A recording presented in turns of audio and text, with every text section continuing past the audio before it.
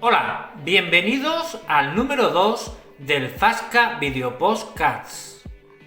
Hoy vamos a hablar sobre la pérdida de derechos laborales de los trabajadores. ¿Está el sindicalismo en crisis? Para ello, vamos a hablar con Enrique Pérez, vicesecretario general del Sindicato Independiente Progresista SIP. ¡Comenzamos!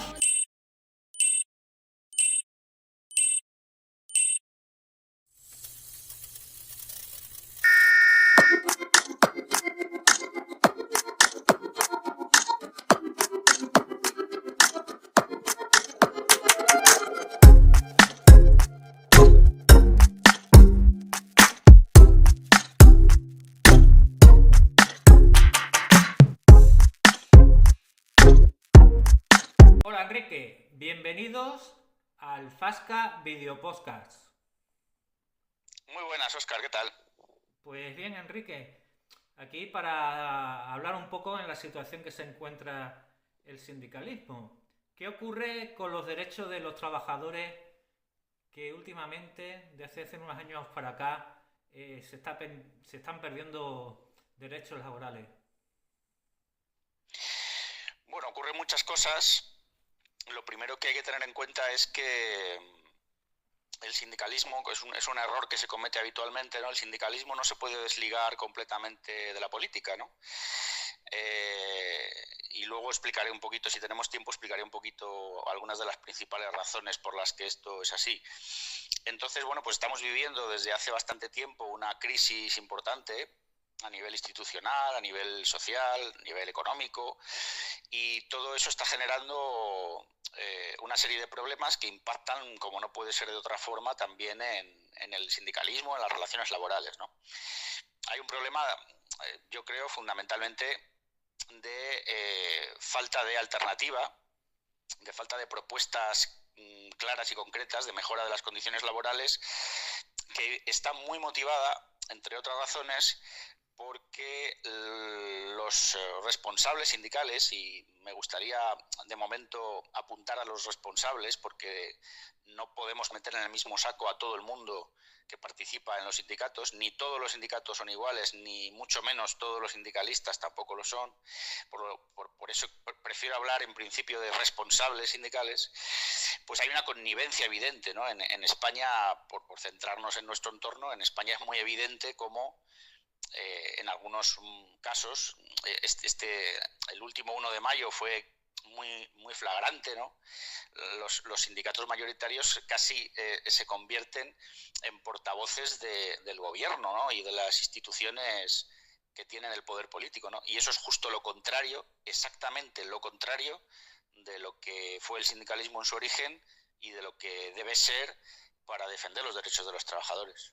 Muy bien, Enrique. ¿Actualmente el sindicalismo está en crisis? Pues como te decía al principio, creo que es una crisis muy evidente, muy profunda y que tiene mucho que ver con la crisis general, ¿no?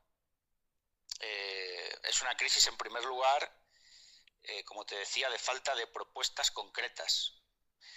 Yo creo que la única propuesta que podemos recordar de los últimos años, y yo diría que muchos años,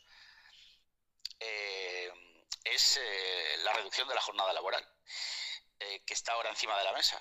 Y es una tomadura de pelo, realmente, porque todos los estudios y así lo han dicho en las últimas semanas, tanto expertos laborales como empresarios y algunos representantes sindicales también, pues la jornada laboral ya es inferior a la que proponen los sindicatos, ¿no? Es decir, el promedio de la jornada laboral es inferior a la que proponen los sindicatos. Entonces es una tomadura de pelo. Están proponiendo una mejora que no es tal, porque muchos trabajadores ya trabajan menos horas de esas y el promedio en general es inferior o prácticamente igual. Y esta es la única propuesta, ¿no? que importante o relevante que tenemos encima de la mesa de los sindicatos mayoritarios, ¿no?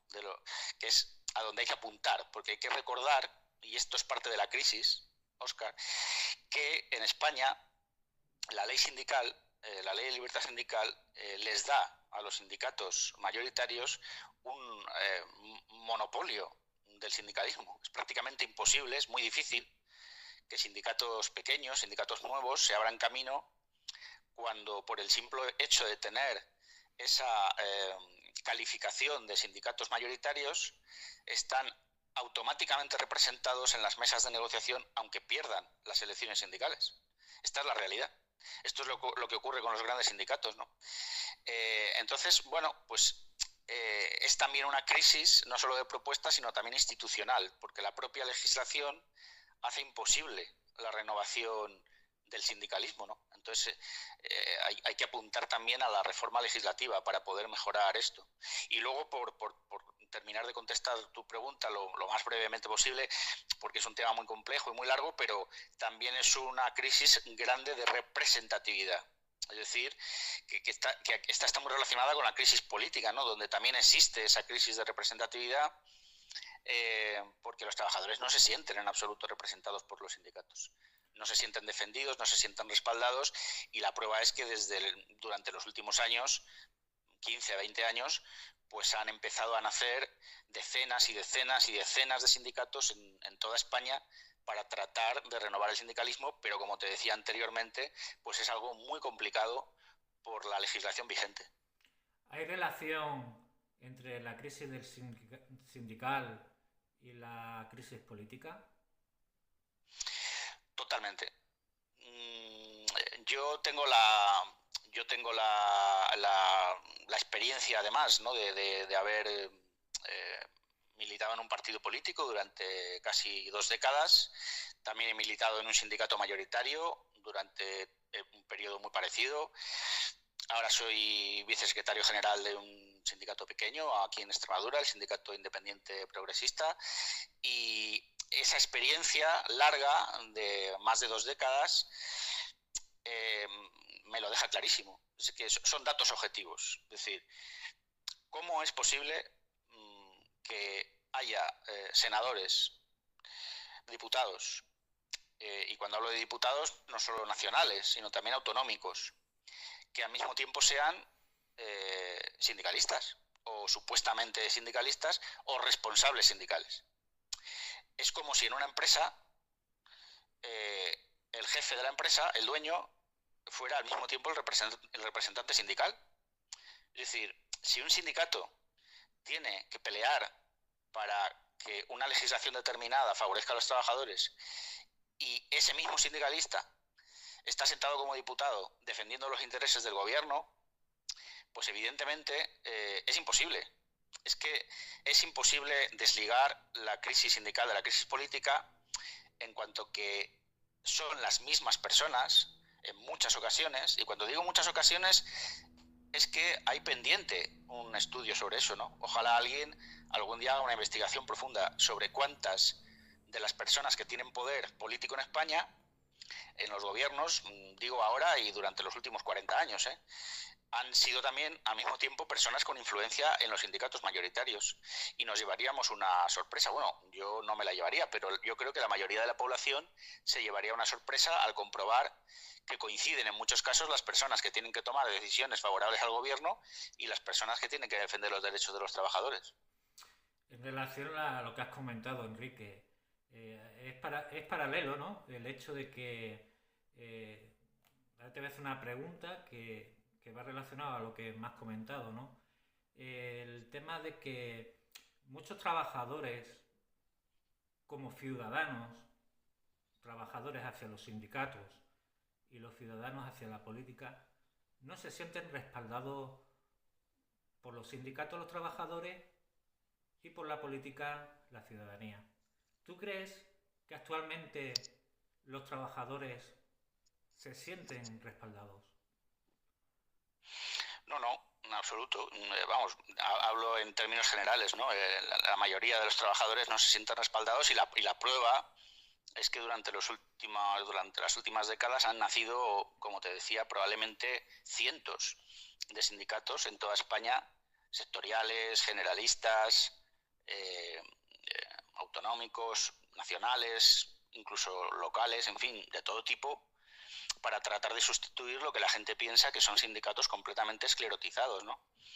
Me refiero a los grandes sindicatos, no hace falta que los mencione, pero sí, quiero decir que tampoco quiero evitar mencionarlos. UGT, Comisiones Obreras, el CESIF en la administración pública, son los tres que han tenido un dominio, ¿no? Sobre todo en el ámbito general, pues un duopolio con Comisiones UGT. Nada más que yo he estado dentro de UGT y sé perfectamente cómo funciona, ¿no? Entonces, bueno, pues es evidente que una inmensa mayoría de los trabajadores pues no confían ya en eso. Como te decía, yo aquí en Extremadura soy vicesecretario general del SIP, del Sindicato Intermedio Progresista, y nosotros, por ejemplo, que somos un sindicato pues todavía pequeño y que está tratando de crecer, pues realmente en las últimas elecciones sindicales en la Junta de Extremadura, en una de las mesas principales de Cáceres, casi superamos en votos a Comisiones Obreras. Estuvimos a punto de empatarles. Eso sí, sería inexplicable en un contexto en el que Comisiones Obreras ha sido considerado un sindicato, bueno, pues uno de las referencias sindicales en España, sobre todo durante la lucha antifranquista y en los primeros años de la transición, etcétera. Y yo creo que ese prestigio pues se ha prácticamente dilapidado, pues y se ha conseguido que la mayoría de los trabajadores no confíen en estas grandes organizaciones por muchas razones que no nos daría probablemente tiempo en el espacio que tenemos a analizar, pero está clarísimo que no se sienten respaldados y que eso además está contaminando la propia actividad sindical, hasta el punto de que ya no solamente afecta a los grandes sindicatos, sino que los trabajadores tienen grandes dificultades ya para confiar en cualquier organización sindical, aunque sea nueva, aunque tenga buenas intenciones, aunque no tenga apenas poder, pues es muy difícil llegar a los trabajadores porque pues no tienen razones. La actividad sindical de las últimas décadas les han quitado las razones, ¿no? Solo hace falta, como te decía al principio, apuntar a la falta de propuestas que hay encima de la mesa, a la falta de movilizaciones, a la incapacidad de general que hay de conexión, ¿no? Y ya para terminar, la última pregunta, quiero hacer referencia a que la Unión Europea dio un toque a España en relación a la situación de los interinos. Vamos a hablar sobre la función pública. ¿Qué nos puedes comentar sobre el proceso de estabilización en la Junta de Extremadura? Pues mira, es un tema controvertido en el que, por ejemplo, nosotros, el sindicato que represento, ¿no? el SIP, hemos tenido, yo creo que somos el único que hemos tenido una posición siempre clara y la misma posición, ¿no? Y es que es evidente que no se puede tener, bueno, era evidente que no se podía tener a empleados públicos extremeños o de cualquier comunidad autónoma en España 10, 15, 20, 30 años como temporales. Pero ya no solo por los derechos de esos trabajadores, sino por el buen funcionamiento de los servicios públicos, ¿no? Por ejemplo, en Madrid, el 80%, creo recordar, si no es el 80%, es un porcentaje muy cercano, de los servicios de urgencias de sanidad eran interinos. Es decir, es un servicio, bueno, pues yo diría de los más importantes, de los más estratégicos que ofrece un Estado, ¿no? Que ofrece una administración. ¿Y cómo es comprensible que esté ocupado por interinos durante décadas y décadas, ¿no? Pues esto no se ha querido solucionar. No se ha querido solucionar hasta que, pues, lógicamente, la Unión Europea ha dicho hasta aquí hemos llegado. Hasta aquí hemos llegado, y si no lo solucionáis, pues no os damos fondos europeos, en este caso, pues para ayudar a la salida de la pandemia de COVID-19, ¿no? Y por eso se hizo. O sea, se hizo a rastras, se hizo sin querer hacerlo, porque la Unión Europea lo impuso.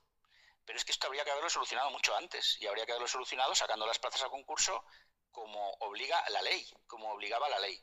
Y como no se cumplió la ley y se hizo a rastras de la Unión Europea, pues se hizo una ley pues deprisa, chapucera, con una notable inseguridad jurídica para todo el mundo, que no gustó a los interinos, que no gustó a los funcionarios de carrera, que no gustó a los sindicatos, que no gustó a muchos de los partidos políticos, que al final la aprobaron casi por obligación también. y al final pues es injusta con todo el mundo realmente, ¿no? Y luego en Extremadura pues el desarrollo ha sido de tal calibre que la Junta ha tenido nada menos que 3 años para desarrollarla, 3 años, que se dice pronto, 3 años, y estamos a 12 de diciembre y todos los funcionarios interinos temporales deberían ser funcionarios de carrera el 31 de diciembre, el 30 mejor dicho, pues el 31 ya deberían estar todos nombrados. Y no hay ninguno nombrado, no hay listas definitivas en muchos casos, en algún caso ni siquiera hay provisionales. Ahora hay rumores, porque luego además pues la Junta no es en absoluto transparente, no se dirige a los ciudadanos, ni siquiera da información a todos los sindicatos por igual. En fin, es todo un dislate, Óscar, la verdad. Al final nos estamos enfrentando a un proceso de una inseguridad jurídica para todo el mundo tremenda, que se va a hacer tarde, que se va a aprobar tarde, que está perjudicando también a los funcionarios de carrera porque se ha hecho depender el concurso de traslados de los funcionarios de carrera del proceso de estabilización cuando no era en absoluto necesario, cuando se podría haber resuelto antes. No hay por dónde cogerlo, esa es la verdad. Al final, pues muchos funcionarios interinos serán fijos dentro de seguramente un mes o 2, tarde, cuando han tenido 3 años, porque digo, se pueden hacer las cosas despacio, puede haber problemas, pero cuando tienes 3 años y prácticamente lo tratas de resolver todo en los últimos 5 meses, pues hombre, es evidente que hay un problema de gestión, ¿no? Y que hay una dejadez y que hay una incapacidad y yo diría que incluso una falta de voluntad, ¿no?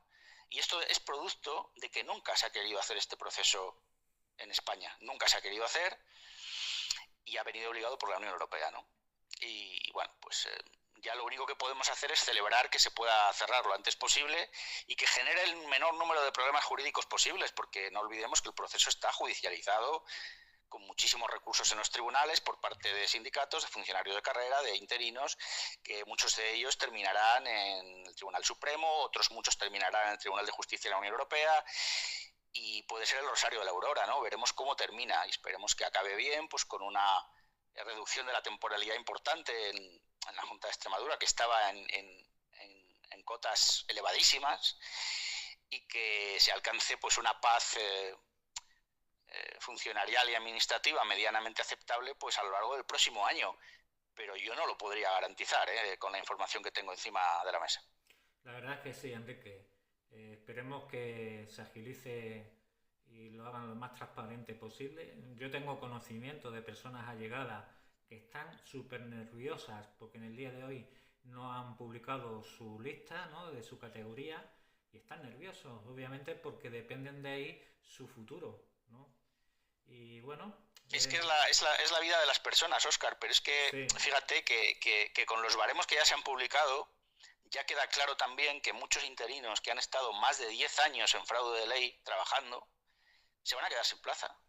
Y probablemente son personas de 50 años, de 45, de 55, que después de estar trabajando en la Junta de Extremadura ilegalmente, porque estaban en fraude de ley, porque sus plazas debieron salir antes, y las podrían haber ganado o perdido, pero las podrían haber ganado o perdido con 20 años, con 30 años, pero ahora las van a perder con 45, con 50, con 55, y eso es un escándalo, debería ser un escándalo en este país. Y de hecho, Enrique, va relacionado a las anteriores preguntas que te he dicho, ¿no?, de que por qué la gente a nivel laboral se siente no representado y no respaldado por los sindicatos, y a nivel de ciudadanos no se sienten respaldados e identificados con los políticos, porque aquí tenemos un ejemplo de una auténtica chapuza por la parte de la administración, que sería el responsable, o que sería el patrón, que sería la patronal, y por parte de los sindicatos, que en ningún momento han luchado contra esa situación injusta de temporalidad, ¿no? Pues muchas gracias, Enrique, por tu testimonio.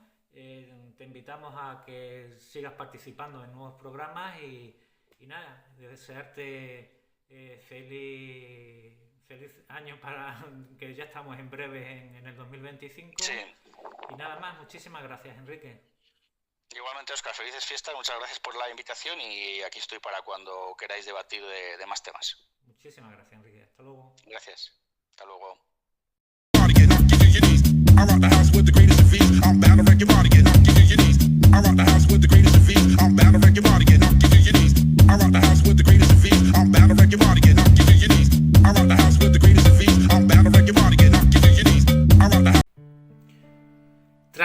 escuchar las palabras de Enrique, la conclusión que saco es que las trabajadoras y trabajadores deben estar unidos para conseguir defender sus derechos laborales y conseguir nuevos derechos.